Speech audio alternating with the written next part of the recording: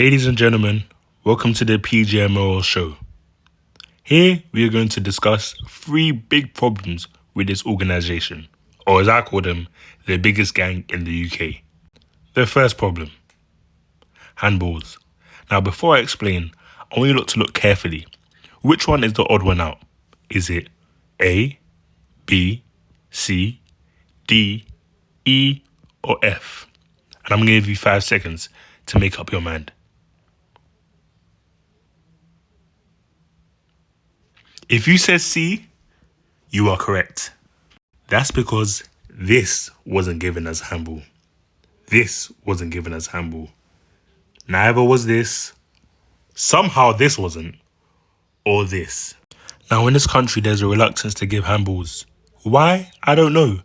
But next time you ever see a handball decision, listen to the commentators.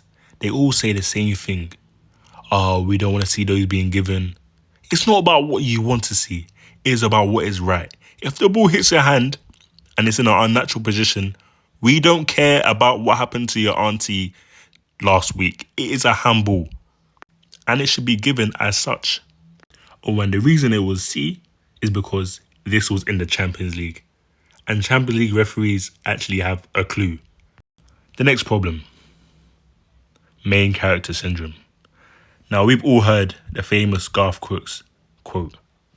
He wants to be the star too often.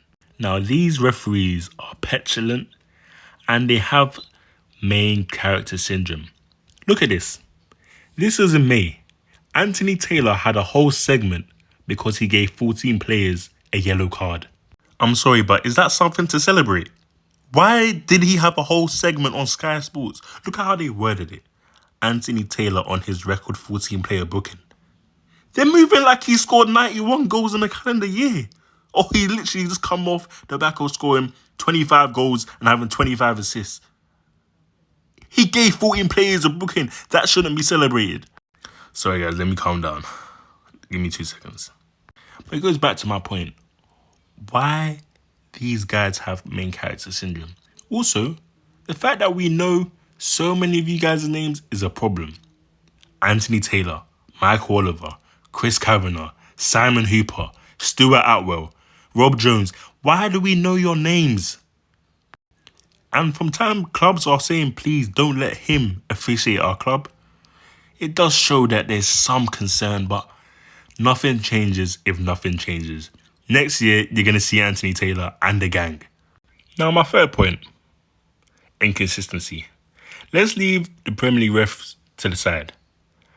Us fans are inconsistent because once we see inconsistency from the referees against another team, we turn a blind eye. But if it's against our own team, we complain till the cows come home. Look at Aston Villa. Last season, they needed to win against Man United to keep their Champions League hopes alive at Old Trafford, last game of the season. They have a goal incorrectly ruled out, okay? Then they make complaints to the Pgmol world, their fans complain, rightfully so. But when inconsistency happens with, let's say, Arsenal or a Man City or Wolves, and they complain, everyone turns a blind eye. So it's like, people don't like it, but if it doesn't happen to them, they don't mind it. And as they say, silence in the oppression. Actually, let me stop. Now, the solution is not to remove VAR, but to remove those in control of VAR. Let's bring in some foreign referees and don't think because they might not understand English it's a problem.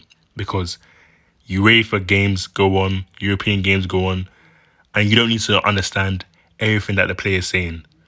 Because football, in and of itself, is a language. So let's keep VAR. Let's just remove those in power of VAR. Oh, also go to my website, www.bestinthebusiness7.com for inquiries on how to book my services. Anyways, thank you for watching.